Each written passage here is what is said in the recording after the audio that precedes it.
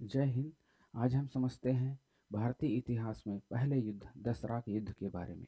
दसराक युद्ध ऋग्वैदिक काल में लड़ा गया एक बहुत फेमस युद्ध है जो 10 राजाओं और राजा सुदास के मध्य लड़ा गया। इसमें राजा सुदास की विजय होती है और 10 राजाओं का किंगडम इसमें हारता है।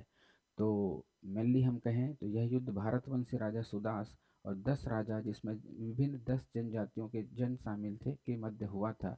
युद्ध का जो मुख्य कारण है वो राजा सुदास के द्वारा विश्वामित्र जो कि उनके राज पुरोहित हुआ करते थे, धर्म गुरु हुआ करते थे, उनको पद से हटा दिया था, जिसकी वजह से विश्वामित्र अपने आप को अपमानित महसूस कर रहे थे। तो उन्होंने 10 राजाओं के किंगडम को एकत्रित किया और अपने पक्ष में उनको क्या किया, संगठित किया। संगठित करने के पश्चात उनको राजा सुदास के विरुद्ध युद्ध लड़वाया, जिसमें युद्ध में राजा सुदास की विजय होती है। क्योंकि जो भौगोलिक कारण है ना, सप्त सिंधु प्रदेश, वो किन के अधीन था, राजा भरत के अधीन था, जहाँ पर उन 10 जो किंगडम के राजाओं हैं उनको घेर कर मारना आसान हुआ।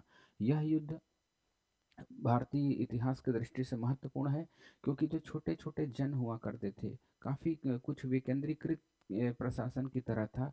और इस युद्ध के पश्चात भारत का इस क्षेत्र है जो काफ़ी बढ़ गया, जिससे उनमें केंद्रीकरण और साम्राज्य विस्तार की भावना आई। आज अगर भारत का स्वरूप देख रहे हैं तो इसी भारत की वजह से ही है, नहीं तो भारत का आज ये स्वरूप नहीं होता।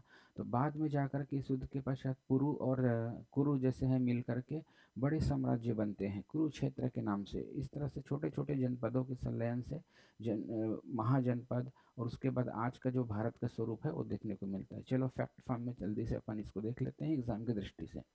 तो दसराक युद्ध ऋग्वेद काल का एक महत्वपूर्ण संघर्ष था।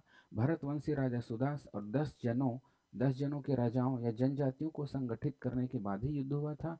यह संघर्ष परशुनमी नदी के तट पर हुआ था। आज का सरस्वती का स्थान और परशुनमी इसके किनारे हुआ था। ऋग्वेद काल में हुआ था। ऋग्वेद के 7वें मंडल में इसका वर्णन है।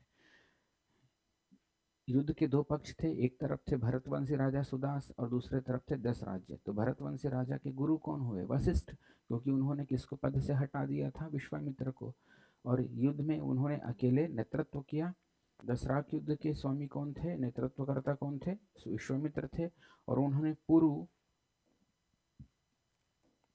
यदु, तुर्वस, अनु, द्रोह्य, अलिन, भलान, पक्त, शिव और विशासन, इन 10 राजाओं के जनों को संगठित करने के बाद ही युद्ध लड़ा था। इसमें राजा सुदास की विजय हुई। इसमें भौगोलिक और राजनीतिक कारण महत्वपूर्ण मायने रखता है। 10 जाति की संयुक्त सेना पराजित हुई, इस जिससे भरत जनजाति का राजनीतिक प्रभुत्व पूरे भारत में काफी बढ़ गया। अगर हम शासन और समाज पर प्रभाव देखें तो सुदास की शक्ति बढ़ी और भरत जनजाति केंद्र में आई। कुरु और पंचाल जैसे शक्तिशाली जनपदों का संलयन हुआ और भारत में महाजनपद या बड़े बड़े महाजनपदों का केंद्रीकरण हुआ। तो केंद्रीकरण की दिशा में सबसे पहला शुरुआत दसराक युद्ध के कारण ही हुआ। इस युद्ध का ये सबसे बड़ा महत्व रहा। तो मिलते हैं नेक्स्ट वीडियो में। जय हिंद, जय भारत, जय छत्तीसगढ़।